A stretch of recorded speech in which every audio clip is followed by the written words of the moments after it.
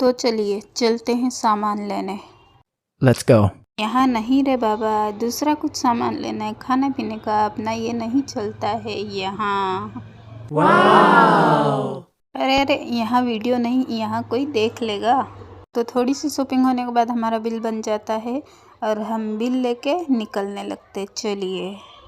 ओ तेरी की बिल देखी तो इतने से सामान की 2225 रुपये। Oh my God. इसमें थोड़ा सा सामान लिया है, देख लीजिए इसमें क्या क्या दिख रहा है।